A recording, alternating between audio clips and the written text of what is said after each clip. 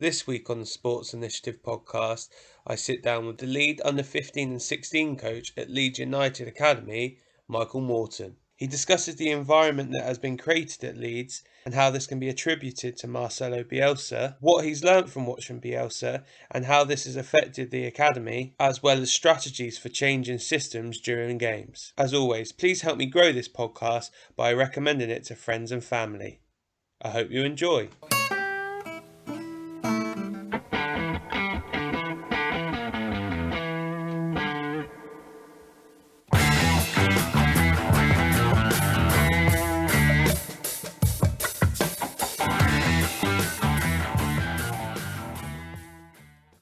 Right. First of all, Mike, really appreciate you jumping on. I know we've been going back and forth for a while and our schedules have not mirrored up. How are you? Are you all safe and well? And you looking forward to the game tonight? Sure am, yeah. Like just to mirror what you said there, no, it's good to be on. You've done some good work over the last year or so. I'm happy to be on. Myself, yes, I'm doing well. Trying to sort of find ways to work around this pandemic, but we're finally getting there and getting back to normal with the club that I'm working at.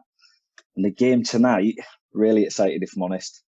Really excited. I think it's been like an up and down sort of tournament on it for us. I think when we're talking about performance levels, I think there's a lot of questions around the systems and how we're playing. We're going to go be attacking, and I just think the last couple of games, I think we've been superb. I think we're going into this tonight with a bit of form, and I think we'll go like in a positive way as well, and really go and attack the game. So that's why I'm excited about it. I guess close to your heart, we've potentially got the Yorkshire Perlo playing in centre midfield as well, which I'm sure you're happy with. Yeah, I think it's an unbelievable story, and I think I was thinking about it's all over Sky Sports, and the lads are talking about obviously in the office every day. It's just great to see where he's come from. 14-year-old coming into Leeds United from grassroots, and just sort of getting his head down and working hard over the last 4 or 5 years. And then I think Marcelo coming in, sort of being the icing on the cake to sort of open up this sort of vision of the game and just sort of pigeonhole him as a real adept midfielder, someone who can play as a holding role and number 8 as well.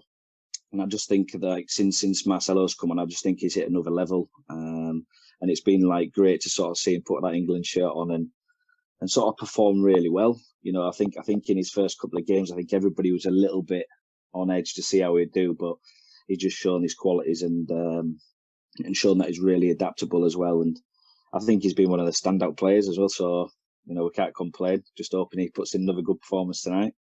Yeah, no, I've been really impressed with him, and from my perspective, this might be controversial. I actually prefer him to Rice. I think he offers you a little bit more, and I think he's a little bit more mobile and stuff as well. So, in my opinion, again, football's a game of opinions.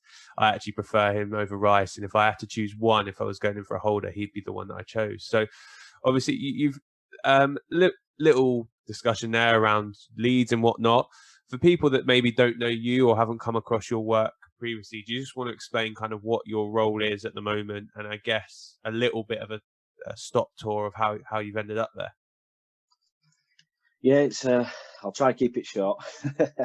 I think where I'm at the moment. So I'm the 15-16s lead at Leeds United, and I have been since I've come in the last 4 years. So I'm going into my 4th season now. I did have a little go last year with the under 14s, which was very different, but currently back into the 15-16s role because I've got a good relationship with the 18s and 23 staff now, with everybody shuffling around. So that's the role that I hold at the moment. Building up to that, I think looking back now, so 36, it's nearly my birthday now, so I'm coming to 37. Hopefully I'm looking a bit younger than that. But yeah, but I've been coaching for a long time. I think if we just talk about my coaching career, going back to when I was 16, 17, I went out to a club where I needed to get some experience of playing men's football and get myself back fit after a few injuries. The club that I actually went to, the manager at the time worked for Leeds United, was an ex-pro, and the player who played up front worked at Leeds United as well. So what I did is, sort of through that time at the end of the season, back in the day, they used to marry up a community scheme with academy, so they were full time at the club. So what they tried to do is in the summer they tried to draft us in and do all their work in the summer in the community camps. So I ended up doing that for my first season. So I'd been about 17 at the time. So at the end of the season, got drafted into that, but it was good, bit of money, and never really thought I was going to be a coach at the time. And then just sort of started to learn the trend from there, started to get a bit of a passion for it. After a year or so doing that and playing still, came to sort of a bit of a crossroads of whether where I wanted to go, try to get back into the game, or whether to go down the coaching route. And I got an opportunity to then go in the academy at Leeds at a young age, coaching. So I ended up working with the pre-elite, which was a great start. Then sort of built my way up working with the different age groups at Leeds, which saw me there for about seven years or so. Then from there, I got an opportunity to go to Manchester City at 2009 when the Sheikhs took over, which sort of came out of the blue, if I'm honest. A couple of staff that I knew from Leeds had gone across the M62 and give me a call. So that was an exciting time as well. So like the first meeting will have been around Christmas time. They sort of presented to us around what the visions was for the next 10 years. And I'm sort of sat thinking, that's a lot. And then like when you look back now, you think, wow, you know, they've achieved every sort of goal that they went for then. At the time when I went to Man City, my first role was working sort of more around something that we were talking about before, was setting up centres. So in the Yorkshire area, because there was things getting thrown around that 1 in 8 professional footballers was from Yorkshire. So they wanted to get a bit of a foothold in and around them areas. Obviously with Liverpool and your Man Uniteds and all the big boys from the other side, they were already over this side of Yorkshire. So so that was part of my first job. And then, like we were saying, I started to do a bit of recruitment. So I started to work, go and watch the 18s, 21s, or the old reserve league at the time, and first team, and then gradually built that up and eventually went over to the academy and worked within the academy. So and then after that, got an opportunity to go into semi-professional as a manager, setting up my own academy, and then that sort of led into sort of finding other pathways and building up connections and ending up back at Leeds. So it's been an interesting journey. I tried to keep that as short as possible, but yeah, it's been a long old journey. I feel like I've been in it a lot longer than I have, but I can't complain with some of the experiences I've had and the people that I've worked with that where I can learn from and still now touch base with them if there's things that I need to sort of have a little think about or have them challenge me. So yeah, it's been a really good journey so far. Yeah, listen, I think loads of really good content there, so I'm sure people won't mind you going through that, and definitely interesting topics to reach on. So if we look at kind of where you are now, for example, so you're within Leeds, obviously 15, 16s lead, etc. So if we came and watched one of your games with your boys, what would you expect us to see? What would we see from kind of the Leeds United way, if you like? So if anybody's watched the first team the last 3 years, exactly like that. So it's been really, really good. So how it sort of married up a little bit is when Marcelo first came in, I was always a massive fan of him before he came in. And it sort of goes back to a good friend of mine who's travelled a little bit of South America, going back to when Marcelo took over at Chile. And I still remember the full summer of the World Cup when obviously the Chile team came out of nowhere and was causing havoc in the World Cup. And I just liked their style of how they played. So he started to study how he was and what he was, what his beliefs was and his methodology was.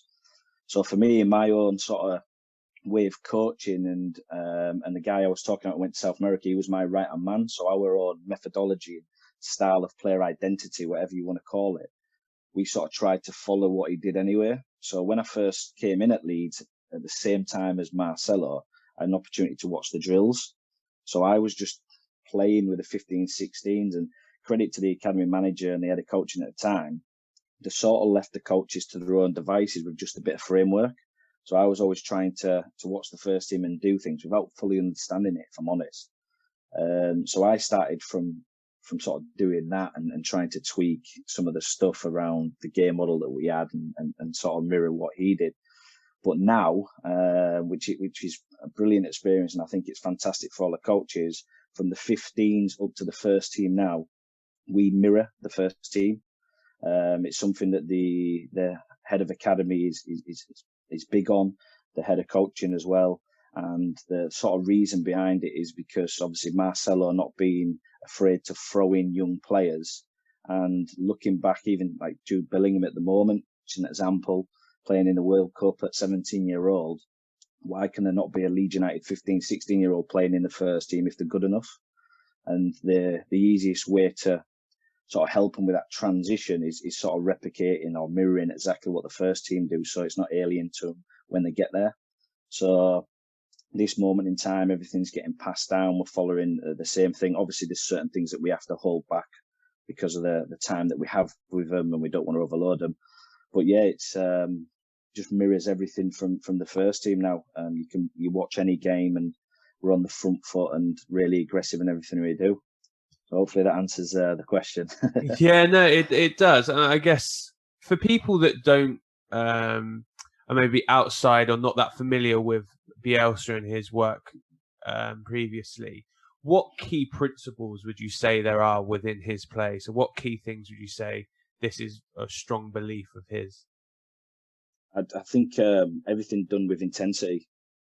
You know, all the training drills, every little game that they do is just got to be intense. Every player's got to leave everything on the pitch, and I know every coach says that, but it's you've got to live it and breathe it, and you've got to create a habit. So when you're looking at like the staff of the first team, like they're just intense. They're always on the front foot, and it just sort of draws a habit out of them. That's the first thing that springs to mind to me when we talk about Marcelo and how Leeds are, and it fits really well with the sort of history of Leeds United. You know, if you go back to the years of dirty Leeds back in the 70s and 80s, I'm not saying we're like that, but they were intense, weren't they? They were on the front foot, and I think that's why it's been a really good relationship between them. But that's the first thing that springs to mind for me: intensity, and just making sure that they're really aggressive on everything that they do. So whether that's a press and you need to get there quick, or whether that's a forward run, it's got to be intense. And how do you manage that? Because some people are going to say that if you go intense all the time, the players and whatnot are going to break down and that. So how do you manage that within your sessions so that actually the sessions are intense, but they're able to sustain it over a week, a month, an entire season? Yeah, I think if you look at the modern game now, we've got the luxury of so many different staff within each team. So when you're talking about the SNC, the medical side, everything's like sort of brought down to how long you should work for, maximum sort of actions. So you might do 10 runs and then you move on to another drill. Everything's just calculated and got data backing it up now. So I think with that, it's brilliant. And I think it could be dangerous if you don't know what you're doing, because I think we've all done it as coaches where you see a session where it's at high energy and you're loving it and you go, oh, we'll do an extra 5 minutes. But no, with us, it's when it gets to that time, it's finished and then you're done. And I think it's just backed up with all the data and having the support of the staff who are experts in that field. So I think like looking at the first team now, I think, you know, that they've sort of broke that all down and supported Marcelo and his team on what it looks like moving forward. And do you adapt like the session lengths according to how intense it is? So say, for example, we've had a hard day yesterday. It's an hour and a half. There's been flat out a lot of 11v11 work and whatnot. Would the following day still be intense, but very short duration in what you're doing there? Yeah, I think even just if you're looking at me last night, I've got SNC with me all the time, which I think most coaches do at clubs now. But it's just everything's just calculated. We have the meetings before. We know what minute we're working off, how many ratios I've got to do. We call it actions, but yeah, everything's just calculated to the minute of what we're doing.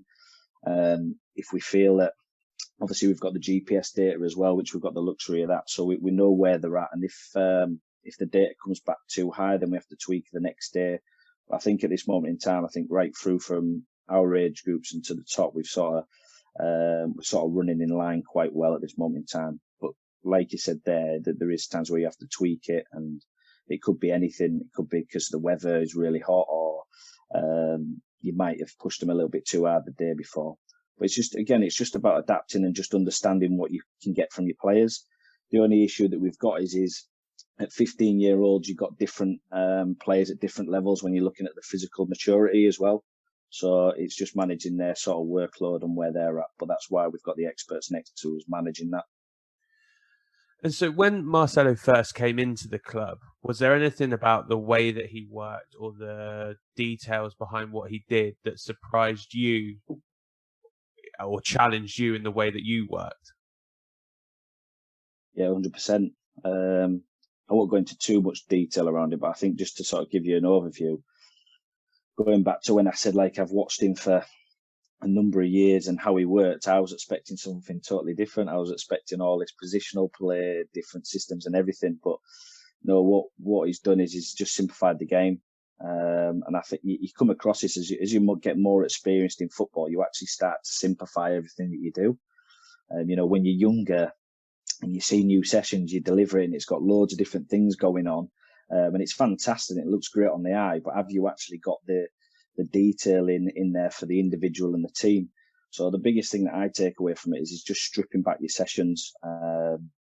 Give you an example, a friend of mine worked out in Norway and he was showing me a couple of sessions and I had 4 or 5 different combinations before a finish. And I'm like, can we strip that back? And really focus on a simple pass, but really working on the technique. And what I'd say Marcelo does is it's just every drill is an action of the game, but it's a simple action, but something that happens all the time. So he won't tell you what's going on. He tells you to watch the sessions. So watch the sessions and you see the game. But it's really, really simple. So now on my thought process of looking at everything, I always think, how can I simplify that? So that the players don't need to think too much about it. They can really concentrate on the technical execution. That doesn't mean that we don't do stuff around decision making and things like that. But I just think it's more important that you just strip it back, simplify it, and make sure that you get your technical actions that you want from that drill. So that's like the biggest thing that I've took from watching his whole sessions. One of the things that kind of when you do a bit of research into him and looking at YouTube and all that type of stuff that really interests me is it seems like a lot of the work that he does is in smaller groups. So it seemed like some of the videos I've seen, it might be, you kind of a couple of left wingers and a couple of strikers, and they're really working on that. If we look at the Raheem Sterling Kane goal from Ukraine, for example, he'd really work on that action of driving at the defender, coming inside and then slipping that ball in behind and the timing of the movement. And I guess that links in a little bit to what you're saying there in terms of we're not going for 4 or 5 or 6 different types of rotations off of those players. It's literally honing that skill of driving inside, the weight of the pass, the timing of the movement, and nailing down those details for the players so they understand the action they're completing. Yeah, 100%. I think if you watch any of the top staff, any top coaches around the world, they all use that within their sort of identity or methodology, again, whatever you want to call it. Like even the same with Pep at Man City, they'll break it right down to that fine detail of that specific movement around double movements, triple movements. And it's more around the individual within the game. And just making sure that they're doing the right actions, which is going to support what they want to do in the game at the weekend. And I think one of the biggest ones, talking about Raheem then and Sterling England, if you look at his movement now and how he manipulates the defender, that's all come from Pep Guardiola working on them specific movements. And if it wasn't like specific to him, then he might not have took it on board. But yeah, going back to the Marcelo, I think, everything. I'm not saying everything, but majority of his work is in small sort of groups and technical focus, but everything's got a physical element to it as well. So it's physical attached to technical. Do you think that's why there's such an improvement in the players in his care? I mean, you look at like the Bilbao team from a number of years ago and players like Munain under Marcelo, he was absolutely flying. Kind of since has maybe dropped off a little bit, if you like. Same with Marseille, same with Chile and stuff. Do you think you see players improve so much because he's able to go into that level of detail with them, which really allows them to implement techniques better in a competitive environment? Yeah, 100%. I think, listen, I think the best thing that he's done is he's brought down the game, and he's got so much experience, and that's credit to him and his staff. Like, they work, a ridiculous amount of hours. That they're just like, they love football so much, and like, you think about the amount of time that they've been involved in football. They've just sort of dissected it and broke it into small sections of the game and what they see over a period of time. And then obviously, we'll use like a winger as an example, but they'll, over that time, they've brought down like, what does a movement look like? What's the passes that they receive? What are they doing once they've received the ball? And then they just work that action. And for me, that's just going to help any player. Because if you're a winger, even if you don't quite understand what the drill's about, and you're doing that action all the time, that's things that's going to happen in the game all the time. So you're there going, oh, I've just done that now, and that was quite clean what I did. And I think, use an example, I don't know if you saw the one where Bamford spoke a couple of years ago. He talked about doing the movements all the time, and then suddenly he was like just doing it in a game. I think he was talking on Sky Sports about it, and that's the type of thing. And that's why I think, once all the players sort of believe in what he's doing, that's why they go to another level. And there's no sort of shying away. The Leeds team that he took over was a sort of mid-table championship team, and I think that was probably one of the exciting things for him, to sort of show that his methods can help them and help Leeds as a whole, which it has done. It's took the club and the players to another level. I think one of the things it's highlighted for me is that traditionally we probably have an idea of player development that it stops at like 24, 25, 26, that actually you're not going to get any better. The techniques you've got of what you've got, and that is what it is. And if you look at other sports like your basketballs and stuff like that, they'll still work on the principle that they can improve their game. I think looking at the work that he does with the players, it challenges that and says that actually, no, throughout your career, if you keep working on these areas, you can improve, and you can see improvements in real life situations. I'd assume from what you've seen firsthand that you would agree with that actually players, no matter where they are in their journey, can see improvements with the right support. Yeah, 100%. I think, just look at the Leeds team now, look at the individuals, and I think even just like your Calvin Phillips, I think he'll be the first to say that Marcelo took his game to another level. I'm not saying he wouldn't have got there, eventually, but with that sort of fine detail work and a lot of position specific stuff with working with Marcelo and his team, and not only that, the 23 staff and the 18 staff, it's took his game to another level, which is now seeing him in a semi-final of the Euros. Like I said, not saying he wouldn't have got there, but he's got there quicker than probably what expected. So I think, and you could name probably another 15 players that are in that squad who probably feel the same. And then we could look back over his previous clubs and, and how players talk about him. Whenever they've worked for him, they all praise him and on how he's developed the game. But he's just unique in that sort of side of it, and he's very different, and it's really good because it gets you thinking about your session design, and it's been really good. And I think for the players, anybody who plays for him, like what a position to be in, and just brace it, take it on, and listen to everything that they've got to do or they say. So, and this is a question I think everyone asks, and they're trying to think, murder ball. What is it? What does it actually entail? And I guess from the outside, how brutal is it? I won't go into the details because it's not for me to say that. I'll leave that to people who sort of brought it together. But from my side of it, looking at it, it's another level. To just put it in a nutshell, it is high intense games, no rest periods, no fouls, balls in play all the time, and just stretching the players. Obviously, there's a lot of stuff in there which they sort of put into the games to make sure that it's running how they want it to run. And obviously, you've got the S&C and everybody who's working the times and everything. But if you watch it from the outside in, it's like just putting 22 players who have not played for 10 years who are dying to get on the pitch, and you just throw balls in and off you go. But it's just one of them. It's a real simple concept that like it gets what they want out of it, and I think like if you're looking at the fitness levels of Leeds over the last 2 or 3 years, and even in the Premiership this year, I know everybody had the question marks of could they do the same thing in the Prem. Well, they've shown it, and I think I would say quite a bit of that comes from murder ball. But for me, it's not for me to go into full details about it. I wouldn't want to be the one to let everything go. But from the outside in, it's very interesting. Is it so something I know the 18s are doing it today. I was just say, is it something that's transitioned down now? Do they do it through I guess from 15s up? Do you guys do it, or a version of it? Yeah, I think so. I don't think they mind me saying, but the 18s will do it when they haven't got a game. The 23s, obviously the 23s staff now was the 18 staff, so he works closely with the first team now. Yeah, it's sort of built around players who haven't played or are leading into games, and try to replicate, if not make it harder than a normal game.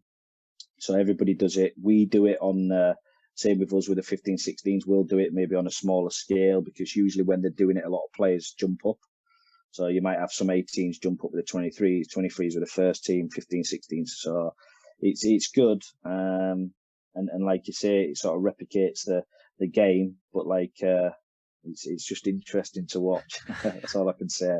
I'm glad I don't play in that team when they play murder ball. Yeah, from the brief explanations I've had, and you've heard different people talk about it, I don't think that would be one for me. I think I'd enjoy being a goalkeeper in that one. Yeah, I know. So I guess for you, and kind of where you are in your journey, and from all the learnings that you've had and whatnot, when he came into the club, what was the environment like, and how much time does he spend with you as a coach? Because I'd imagine watching sessions great, watching the first team and whatnot is great, but there's probably at points where you want to be able to interact and whatnot with him. So how was that environment around the club for you when you very first stepped through the door?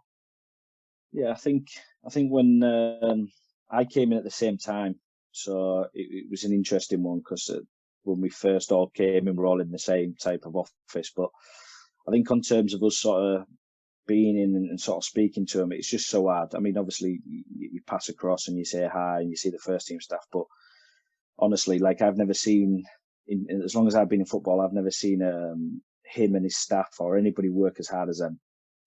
So you don't really want to sort of bother them too much. Now, I'm not saying there's opportunities where you do get a chance to just have a chat and see how they are and what they're doing.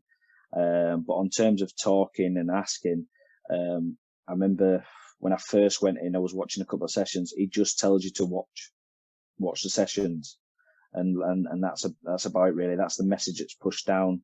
The academy manager likes to he'll be the one who sort of filters it in with us. And then if there's any questions around that, he can sort of link that in with us as well.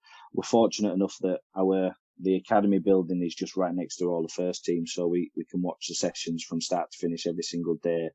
And like I say, if there is something that you want to ask any of the staff, you can ask them, but you just don't want to bother them too much. And they will do. They'll sit and give you the time when they've got a bit of time. Like, so this summer, obviously, Marcelo and his staff have been watching the little 7, 8, 9s, 11s all training, when they've been in a bit of a break.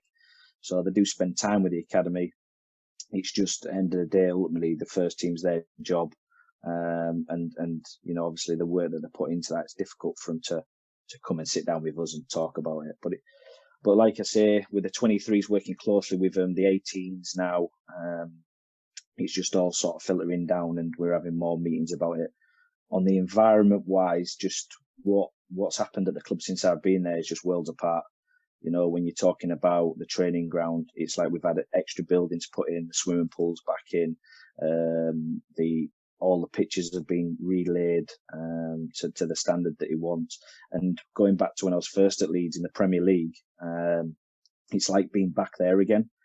Sort of feel like of a big club, and that's sort of what he's brought to the club. So no matter what, when he eventually decides to move on, he'll leave it in a lot better place. And I think that's sort of been a huge credit to him and his team for that, and for obviously the directors and everybody for bringing him in.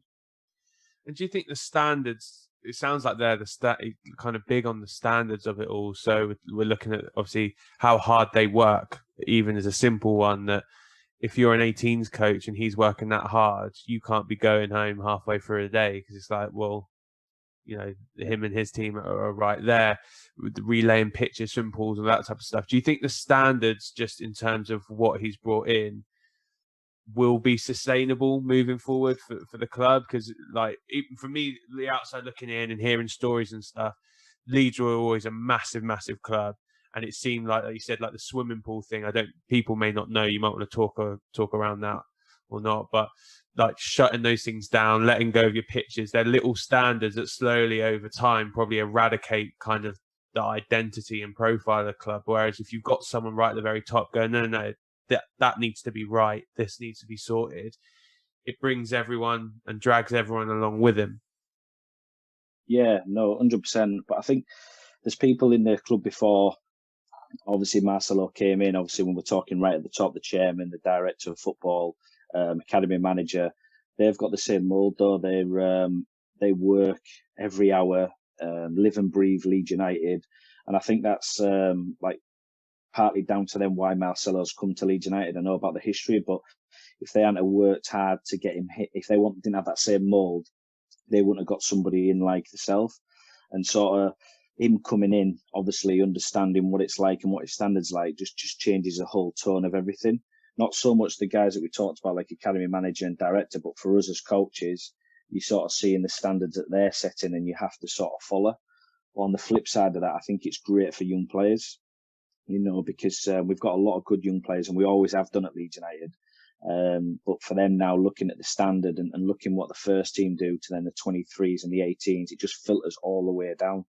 And since I've been at Leeds now for going into my 4th season, I can see a massive difference, even with the group that I'm working with now, compared to what they were like 3-4 years ago when they were only like 12 and 13. And that's credit to everybody at Leeds United, not just Marcelo. But he's improved a lot of stuff and asked for a lot of stuff, and credit to the club that they've sort of supported him on that as well. So looking at you personally, a lot of the work that I've seen of yours on social media is quite good around the analytical side. So looking at the game, and I guess with Marcelo saying to you all the time, just watch, it gives you a keener eye for when you are watching on a game day. Do you just want to talk through like some of the work you do around the game-based stuff and looking at like formations and how people change formations during games and all that type of stuff? I guess what got you interested in it, and then what that process actually entails. Yeah, I think it starts back to when I talked about following Marcelo from the days of Chile, and I think everybody was talking about Chile playing a 3 at the back, but and that was the famous sort of formation. But they didn't. They always went from a 3 to a 4. So when you're seeing people put out the formation or they're playing 3 at the back again, and then he comes over to Europe and everybody's mentioning a 3 at the back, and I was sat there going, they're flipping in between all the time. At the time, not understanding the systems like I do now, but understanding like in any game, if you're starting with a back 4, it'll go to a back 3 anyway. So when obviously he came in with his staff and sort of I got on with the 23s coach at the time, we used to just share ideas and talk about systems. And it was funny actually because played against you guys, Southampton, they've been in the Premier League 2 Cup, I think, our 23s, and you guys were fixing from your centre half and causing loads of problems in one game. And we sat there, and I think Marcelo and his team and everybody must have seen it, and that's when they started to talk about the changing the mark, the systems, how to match up. And then ever since then, it's just been absolutely superb. On talking about systems, and again, this is something that I believe not so much everybody at Leeds United or people that I work with all the time, but for me alone on systems, it's about not so much matching them up, it's making sure that you win your transition. And the easiest way to give you an example is if I play 4-3-3 and play against a 4 diamond 2, there's obviously you've got loads of opportunity to win the sides, so the outside spaces, cause problems if you can switch the play, get it out there. And obviously on the flip side, the diamond can overload the midfield. So what you find is you get one team dominating the game or the other. But if you're both equal teams, every time there's a transition, there's an opportunity to go forward because of where people are positioned. And you'll know that in any system that you play. And how I used to work is I used to work out of a 4-3-3 all the time and teach my team how to deal with all the different systems. And I look back and I think, God, the players had to think that to understand so much of the game. And now with the system change, so going back to what I was saying, if you change to a back three, so if you go to a 3-3-1-3, then that sort of gives you the transition to win the transition because everybody's near enough to find the mark, if that makes sense. But also +2 to build, that's including your keeper. And also then to find areas of how you can hurt them. It's a lot easier if I could show you on a tactics board, but it's all about the transition. And I think a lot of games are won and lost on the transition. And I think it's interesting when you're watching the England as well. When we're looking at the Scotland game of the matchups, Scotland, if we're talking about defensive transition, this is just off the top of my head, so if I get it wrong, I do apologise. But on the stats that I did, when we was in our defensive transition, Scotland played forward and broke lines over 60 times. And out of them 60 times, they got on the half turn and caused problems. Which then, I know that they didn't go on and score and create an opportunity, but it swings momentum.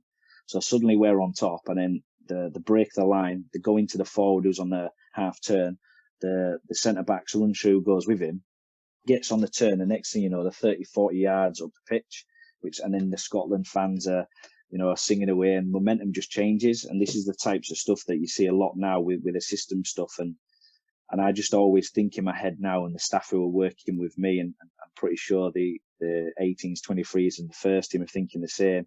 If you change the system, you're always going to be close to your mark, which keeps the momentum on them. So, like I say, it's difficult to explain like on a podcast like this, and it's a lot easier to go through if you've got a tactics board. But hopefully, I explained that okay. No, I think you're good. People understand, and obviously at the end we can signpost them towards your Twitter and stuff. So if they want to see any visuals, there's some really good bits of work that you do on there. So in terms of how many times you would look to change in a game, would it constantly be evolving in terms of what you're asking the players to do and how you're building the attack, how you're looking in transition, all that type of stuff? Yeah, I think for me, on average, you could change up to 2 or 3. Obviously, at top level, you can see them go through quite a few. What you got to remember is if we're talking about 10 systems of play, there's 4 systems in there which you rarely see. You do see them now and again, and you might see it in the flow of a game, depending on the state of the game. But there's 6 systems which predominantly most teams use, so you can be quite flexible. Also, if you're playing out of a 4-3-3 and you're matching it up against a 4-2-3-1, if the midfield dynamics change, there's one system change already without anything else moving. Whenever the opposition go to, let's say, a 3 at the back, then it's easy enough for you to push on a full back or winger. There's always 4 ways of changing. I know it sounds complicated, but it's actually quite easy and fluid for the players if you show them. Even if it just means a full back becoming a wing back, it just means that they're playing 20, 30 yards higher up the pitch, but always closer to the mark and always in a position where they can affect the back of them. So in terms of that, I know the first team have flipped between a number of positions. It's more in the Championship, if I'm honest, where teams are trying to catch them out. But it's one of them where you can get a feel of what they've been playing for the 5 games prior to it. You can get a feel of what they're doing, so you get an understanding of 2 systems that they might be playing, and you can adapt as you go through the game. But for us, yeah, we might play. Sometimes we might even just play out of one system, and in certain games where we played Man United this year, and we played out of 3 systems. But every time we made the change, the subtle change, it gave us control of the game again. And it was an interesting chat with the staff after, around what we were doing. And how important is it to support your players in this? So if you look at the Home Nations League, so you've got England and Wales, for example, Ben Davies and Kyle Walker. Traditionally, you could know them more as just fullbacks. It would have been right back and left back, but kind of over recent years, you've seen Kyle Walker at times shift inside. Ben Davies has done the same. I'd imagine at points you're going to be asking potentially Calvin Phillips to drop into the middle of a 3 or something like that. So how important is it working with players so they understand the techniques that are going to be required when they are making these subtle differences, even if they are just 20 yards inside or 20 yards up, or what that looks like? Yeah, I think that falls into your training model, really. I think depending on your numbers and what you've got, I know that not everybody can have 11v11s, but for me, just playing the systems in training. So something that I've done, well, a friend of mine does with his team now. He manages it semi-professional, and we've just talked about the systems and how you can do it. He was really reluctant in doing it because he didn't think that they could do it that standard, and sort of encourage him to try it. And it's been really good. Now, what they do is they do one training session a week on 20 minutes where they'll play out of a 4-3-3 and the opposition will play in the 4-2-3-1. And then after 6 minutes, they'll change. So they'll change them and then they'll just move the personnel. So the right back will go and play inside slightly, and they'll just do 20 minutes, half an hour every single week training. Now, like I said to you, and I've mentioned to them, I tell him not to worry about the 10 systems, but focus on maybe 3 or 4. So work out the 4. And then as you get further down the line, you can start to adapt against some of the other systems, which you rarely will come up against anyway. And they've caused a lot of problems before the pandemic and what they were doing. I think going back to sort of the learning, I think it's just putting players in that position, and stretching them. And it comes back to the development thing around, I think the modern day player can play 3 positions anywhere. Now, I'm not saying a right back and a centre forward, but if you're talking Kyle Walker, he could play right back and he can play centre half, and he could probably play as a wing back / winger. A centre half most centre halves now can tend to play in midfield or play full back.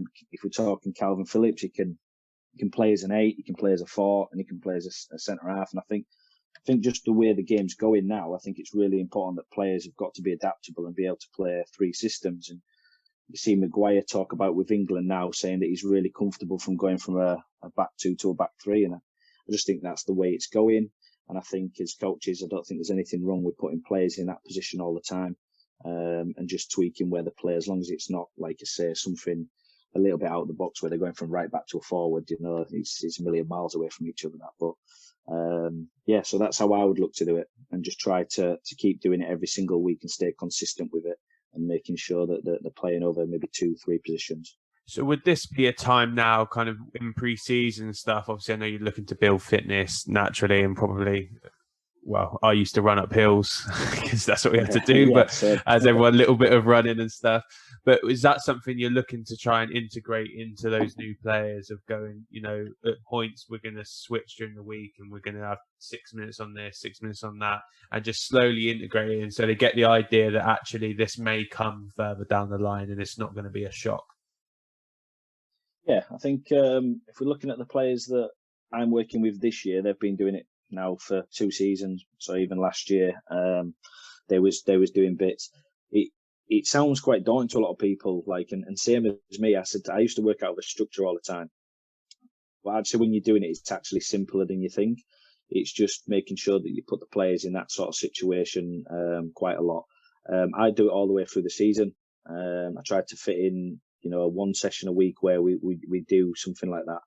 But like I say, it's once I've done it 3 or 4 times over a period of maybe 4 or 5 weeks, then you're just continuously doing it. It becomes a habit, and the players are just so used to doing it.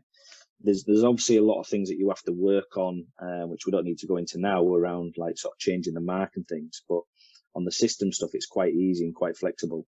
And how you want to press and how you want to sort of play in your attacking organisations, up to you really as a coach. And I imagine like 2 major facets of the game in terms of building the attack from those deeper areas and pressing from the front. Once you're giving them exposure to doing that, they're going to get more and more used to it. So if we look at pressing from the front example, if you've switched from a 1 up there to a 2, after explaining to them maybe the first couple of times that we want you to start narrower, go play, encourage play one side, and then keep it down there for our fullback to go and latch onto their fullback, or, potentially go and latch right on and encourage someone else to play into the form. We're going to press that. Once they understand that that's happening after one or two occasions, they're naturally going to begin to incorporate it the minute you do switch across. Yeah, 100%. I think you've got to remember. I think most teams will either play a back four or back three, and any back four goes into a back three. So and because if you're talking anything more than that, it's sort of a default system, I would say. So if they go to a back two, it's a bit more of a default system. Now I know you can argue and say that you have two and a three, like you look at Spain last night where they've got two centre halves and a three in front. That's fine, but I just think that's an adaptation of what a back four or a back three, depending how you want to look at it. So for me as a forward, and we're talking, let's just use a nine as an example. If they're playing with a back four, his job is primarily to force the play one way, which we all do. If they're playing in a back three, it's about dividing two of them and forcing it one way with a partner. Do you see where I'm going? And I just think that's the only bit that they need to understand. And then obviously when the ball's gone past them, and then we're sort of more into, let's say, a medium to low press, it's then picking up positions of where we can break to go forward. Everything else, is easy for them because they don't need to see any other pictures because there aren't many other pictures. It's either a back four and a back three to us. And if it's a two, he's just dealing with the two centre backs anyway. So the message is really simple. And as a wide forward, it's as simple as find your mark, keep him on the outside, ball goes on the other side half the pitch. And again, it's slightly different with a back three, but it's the pitches are not a million miles away from each other. So it's quite easy when you're working with the nines around what it looks like in a two and a three. A four and a three. I'm going to pick this up just because it's a personal preference of mine. I love the fact you said mid to low press and not mid to low block, because I hate the terminology of block because it automatically makes you seem passive. Whereas personal belief of mine is that you can be aggressive all over the pitch. I love the terminology on that. But what you're saying there, it seems like, linking back to your earlier point, the simplicity in message is key for allowing the players to play quick. So if you're saying to them, keep play one way, or as a two, we're going to force it to one of the centre halves, keep play one way, and then you're going to come with 10. By giving them these simple mantras or simple messages, it's going to allow them to do the actions quicker rather than overcomplicating everything. Is that the right theme that you're going on there?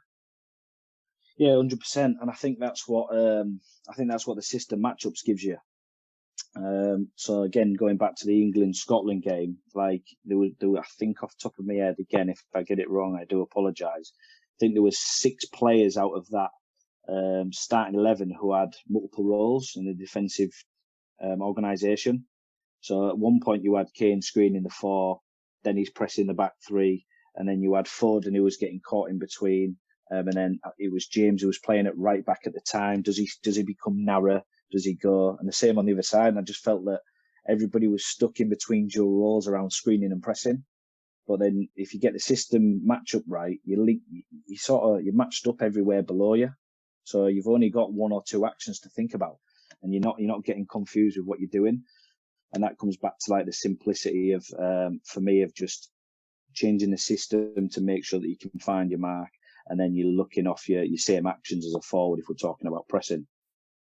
And has there been any like golden moments with this where you've been struggling against a side and then you've switched systems, or you've spoken to a player and said, can you recall this? And they've gone, yeah, I know what you mean. And then you've seen vast improvements. Is there any like particular examples of that stand out to you? Well, yeah, like there's been quite a few. I think like obviously I've been doing this before actually sort of coming into Leeds, if I'm honest, like playing with the system stuff just because of the stuff that we'd seen before. But now having a clearer idea of it, it's easier to put across to the players. But even to a point now, the players will adapt without us talking. I think that's the best thing. So if the players can change within the game without you saying anything, I think that's the best thing for the coach, because that means that they're thinking, they're adaptive, they understand what's going on.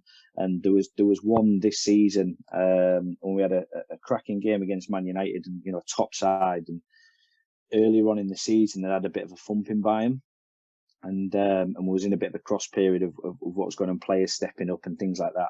And then the second half of the season we played them, and we was playing, so it's always a matchup. So it's 4-3-3, 4-2-3-1 against Man United. when we was winning the game, we're comfortable, and they changed at half time, which was a brilliant change from them. Scored straight away, and it was a great change from them. And I know the staff well anyway, so it was one of them. I knew something was coming, but the players changed straight away. So they went to a 4-4-2, and our lot went to a 3-4-3, and we just got control again straight away. And it was just superb from the players just to see it. And there was a real subtle movement. Our left back went into the back three. Our left forward came as a wing back, and our right forward went as a forward, and our right back pushed on, and we just flipped it a little bit.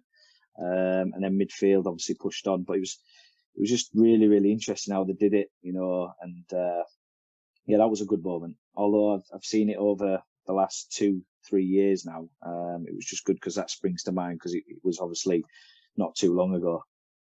And against a top team as well, to be able to identify that against the top team and adapt accordingly is really good. What was the decision making for the players behind switching to a 3-4-3? What was the decision? Why was that allowing them to counter what United were trying to do? So the two forwards, so they're two really they brought a forward on really lively.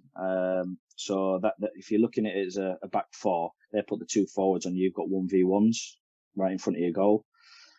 So going to the back three was to give you a +1. So, and then in midfield, you just matched up in a 4-4-2. So a 4 and the 4. So it's equal numbers. And then obviously we dealt with the top with just a -1, like we always do anyway. So the back three gives you a +1. You've obviously got the keeper to use as well as a safety net, or to try draw out the forwards, and then the midfielder just close to the mark or trying to win their personal duels. So it was a really good flip, and it was good by the lads on how they did it. And like I said to you before, any time in the system change, you've always got the +1, +2 to build, so it can just weather the storm. You can imagine it was quite Leeds Man United games are quite big, no matter what age group you play. I mean, we're not bothered about winning; it's just more about performance for us. But it's easier said than done when you're telling the players, and Man United are coming at you, and they were a bit racked off as well. So when they scored, you can imagine what it was like straight after half time. But because of that subtle change from the players, it just gave us a chance to have an extra 1 or 2 passes without them getting full pressure on us. Whereas if we'd have stayed in the same system, chances are we could have gone psychologically, because they've gone again and pressed and won again and then got 1v1s, and the two forwards were very good for them. So we needed that sort of matchup. So it was really good on how they did it, because then they managed that next 10-15 minutes really well, got real control of the game and just caused problems. And again, flipping it back to them, it's on them to maybe change something for us to be ready. But that sort of stayed the whole, the same pattern of the game to the end, really. And in terms of like individual development plans for your guys, I imagine like some of that work that they're identifying there would probably be done with an analysis, and showing footage back to them and saying, this is what we could have done previously, and then building on that knowledge. What kind of foundations do you guys put in to help them improve kind of holistically in that individual area? Yeah, I think like most clubs as well, you have sort of your individual ILPs and what they need to work on. As a centre half, it might be something real specific. Out of possession might be just sort of winning duels, long balls, anything like that. Footwork, 1v1 duels. In possession might be receiving, breaking lines.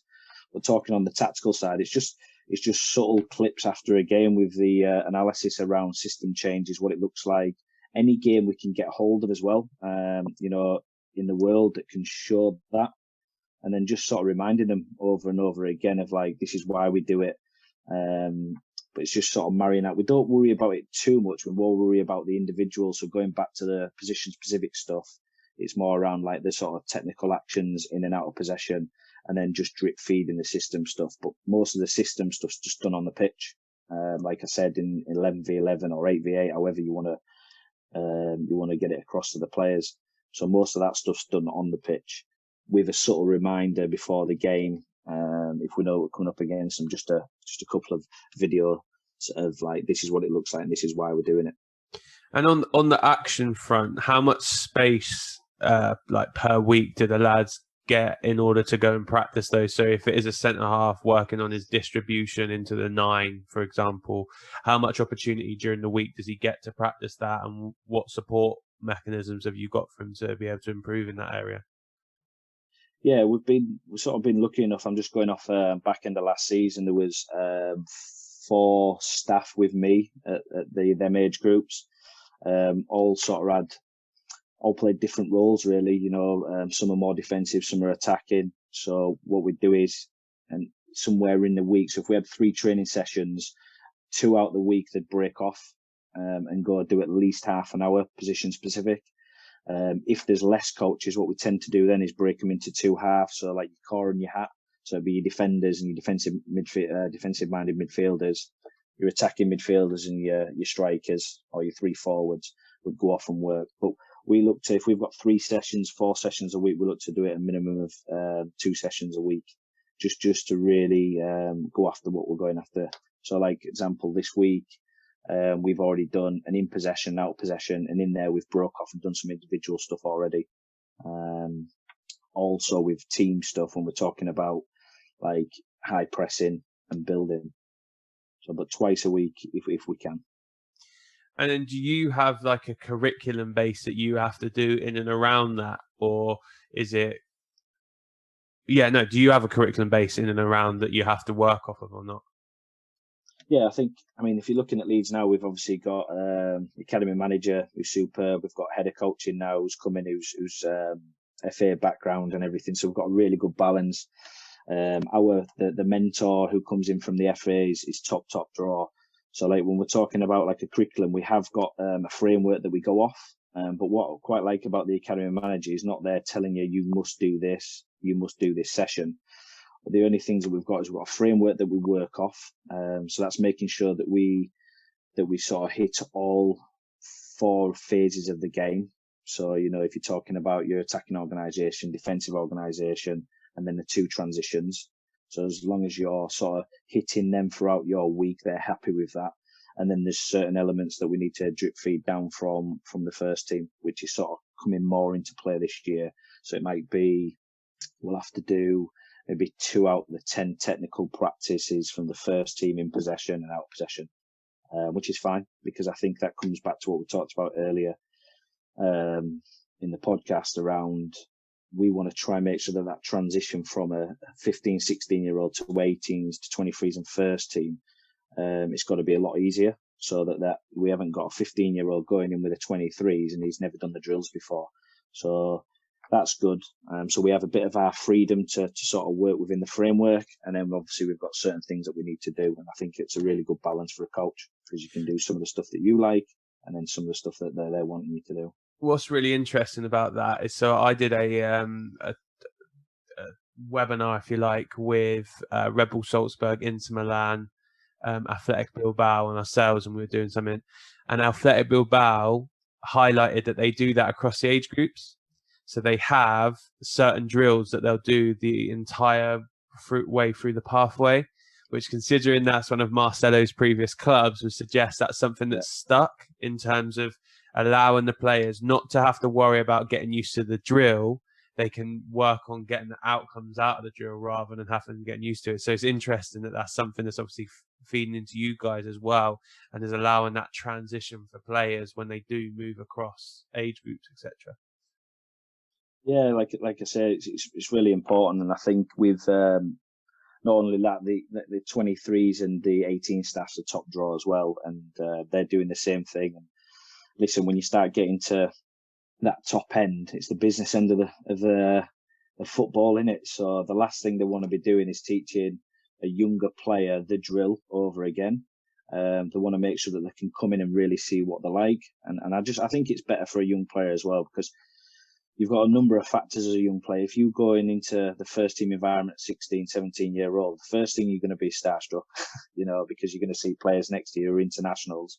So then you've got to deal with that as a player. Not only that, you've then got to deal with the physicality of it and the speed of it, because it is a totally different level. And then if they have to learn the drill on top of that, they're off to a tough start, and like I say, when you're at the business end, they don't have time to waste. So I just think as a whole, I think it helps the player transition across. And I think that the drills that they do as well is absolutely superb, and they benefit the player as well around the technical actions. So overall, for us, it's happy days, really. So moving, I guess, looking at your previous clubs and stuff, and I know Barcelona, they've got a particular brand of way of playing and stuff, and I know that's something that kind of in Man City they've tried to ingrain that. What similarities or differences do you see between Man City and then the work that you're doing at Leeds? Because I know, like Guardiola, for example, is very a lot of his ideas he's attributed to Marcelo Bielsa. Do you see any particular similarities across the teams, or is there anything that you particularly highlight that's very different in what the two clubs do? I've been asked this question a few times. It's a really good question. When I first looked at it, I thought it was quite similar. So when I'm going back 2 years ago, and this is what I was saying about when I thought I knew how Marcelo and his team worked, and then I looked at it and I was way off. At the time, I thought they were very similar. I'm thinking, oh yeah, you see that, but I think that was just me sort of being focused on thinking that they both liked each other, and Pep loved everything that he did. Now I look at it, I think it's worlds apart. When I look at everything, and I actually think that somewhere along the line, I think Marcelo's mentioned that before as well. The one thing that I do see is when I see some of Pep's sessions now, just talking on terms of like whether someone shares something or you see something on social media, you see a lot of the same actions and a lot of stuff like the sort of micro side of the game. Like, so the forwards might be doing a specific movement, but they've got a finish on the end, or it's an adaptation of what I've seen of what Marcelo would do. They're the only things that I really see. And then I think that if we're talking about the positional play, I think Pep really backs his how he sets up and how he wants to hurt the opposition. But now and again, you do see him change the system, which might be something that he took from Marcelo. So I do think there's little bits in there, but I think a lot of it is different. And just from my time at sort of City as well, I think it was more built around positional play, working with your individual in that position. They're very possession based, that sort of style. So I do think that it's very different, mate, if that's the right way of sort of putting it across, with a touch of stuff from him. No, it's interesting because you look at it, and I'd agree with you, like on first glance, because it's very intense, and both teams like having the ball and being progressive. You're like, oh, that's quite similar. But actually, if you look at the way the two teams play, Man City, you can see like a real structure in the way that they build, and a real structure in what they're trying to do, and triggers they're looking for in order to play in certain aspects. Whereas with with Leeds, etc., I would say from the outside it looks a little bit more chaotic, although there is obviously structure and whatnot in it. But you can see that the players like are adapting to surroundings that are around them. So I look at someone like Luke Ayling, for example. I watched him maybe against Tottenham potentially, or Southampton as well. I saw him receive the ball in pretty much the same position 3 times in a row, and each time had a different variation of what he did. One time he drove, I think he bounced around the corner into Phillips, drove inside, received the 1-2. The next time he opened out, bounced off the wide player and drove inside. And the next time he just hooked around the corner into a 9. And I was like, actually, that's a great, like, you can see there's obviously an adaptation to what's around him, and he's adapted that. Whereas I think with Man City, you wouldn't necessarily always see that variation. You'd be like, right, that's not the pitch we want to see. We'll recycle it and go again. Yeah, no, it's good that you spotted that, to be fair. But them types of things that you've just mentioned there, they're all like the individual actions that we're talking about. So again, how they've looked at it, they've seen them actions over the years, and that's what they replicate on the training pitch. So it becomes a habit for Ayling. So like you said about them three actions that he did, they were all stuff that you see fullbacks do all the time, but it becomes a habit to him all the time. And because the top players, they'll start the decision making married up with that is usually top draw and executed in the right way. Where Man City, very structural, very positional sense, holding positions, drawing the opposition to a certain area. And I'm not saying Leeds don't do this, but it's just I think you can see it that it's worlds apart when you watch the teams. But then there is an element where if they're playing against a certain system, and I use the example this year, what stood out to me was when Man City went and changed the formation to a 3-4-3 when West Ham was playing 4-4-2. So, which was interesting. So they obviously do use parts of it. Yeah, no, it is interesting. I think what I'm seeing in football as well. If you watch football from like 15 years ago, like I've been watching Euro '96 from years ago, Yeah. it looks a way more fluid. Whereas now you can see the tactical elements that are in the game, and you can see that obviously that there is more structure to it. For you as a coach, how did you find being ingrained in that? Because I imagine that would be, if you're having to teach that to the players, that positional type of play, you've got to have a really good working knowledge of it as well. So how did you go around like upskilling yourself so that you knew what to teach, what you're trying to get across, and also so you've got an in-depth knowledge of it? Yeah, it sort of falls into when I left Man City, if I'm honest, because went to me and my friend set up a bit of an academy, which was around players who got released from clubs, and then the strongest players within the area. So we had like players from age 15 to like 18, and all we did is one training session a week. And in that time, we trained them, and then we took them to pro clubs. And off the back of that, a company called I2Y approached us to set up an academy for them.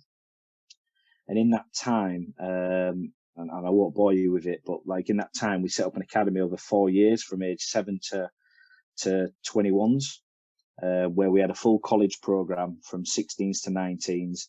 And we had the 19s and then 23s, and then we run the first team. So basically, it was a blank canvas, and listen, an unbelievable opportunity for us to do that and experiment with stuff and have no pressure. And it's credit to the directors as well for allowing us to do it. So in that time, when we were setting all that up, we had time to experiment. So we already had a philosophy DNA which was made up of Leeds United before and Man City and all these different ideas, and it was 400 pages long. But in that time, we could experiment with some stuff that we're starting to learn around the systems, and that's where we started to get a feel of it and started to understand it. Now, what I would say is I didn't fully understand it till I was watching Leeds do it.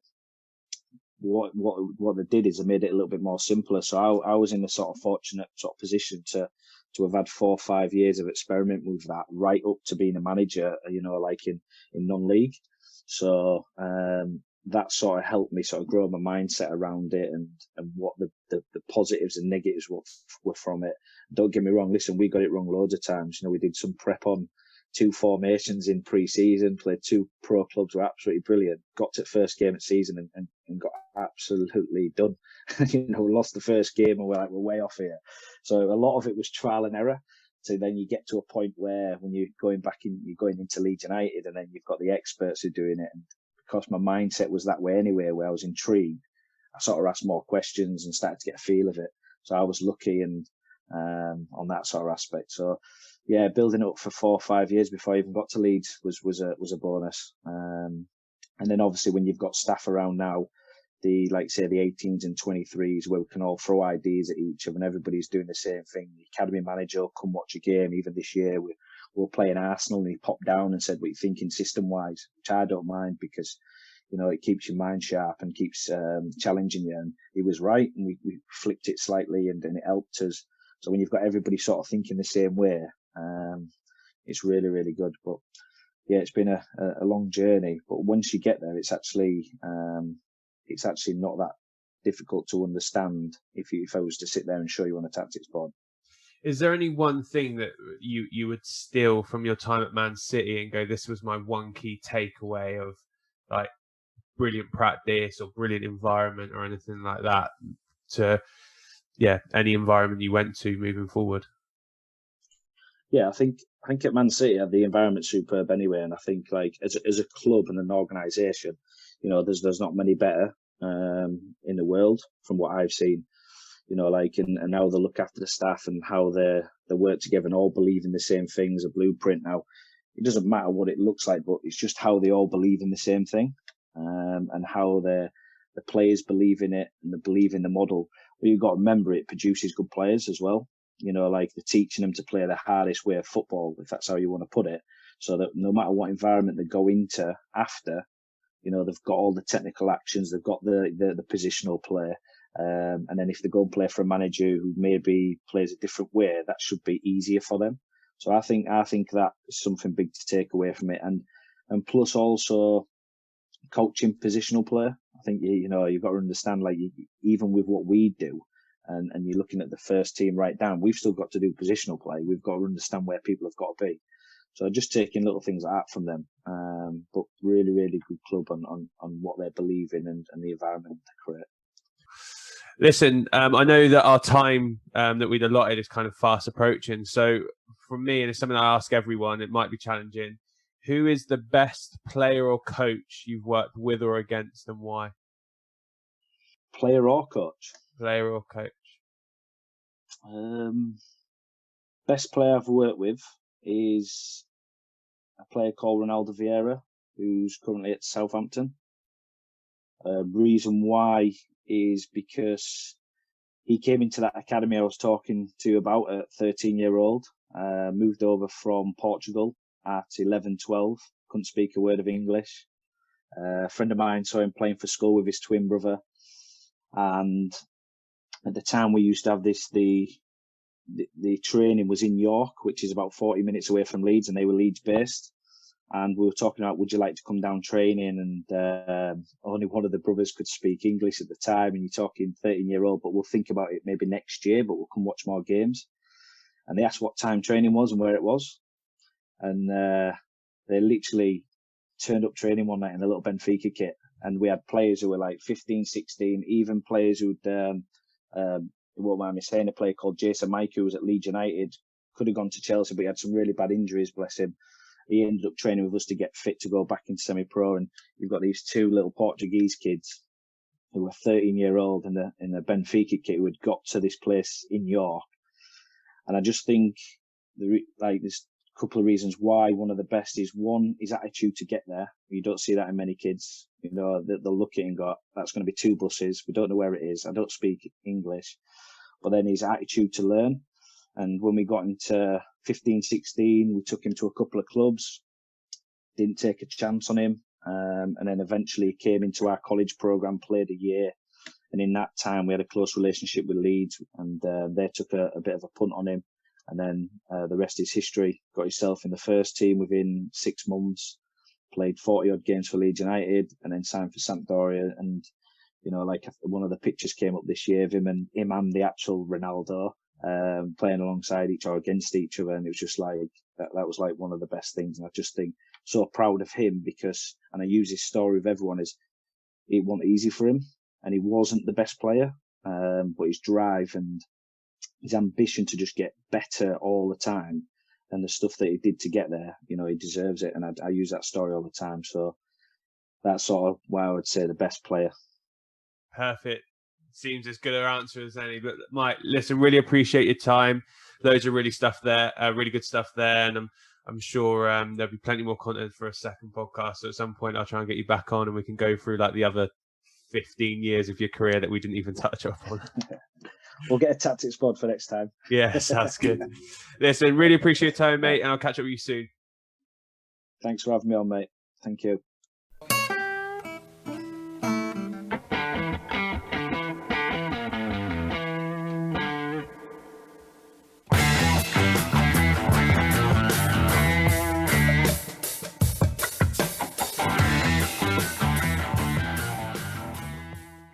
Thanks for listening to the Sports Initiative podcast with me, Michael Wright. Please remember to follow us on Twitter, Facebook and Instagram at the Sports Initiative Podcast, and share this podcast with friends and family.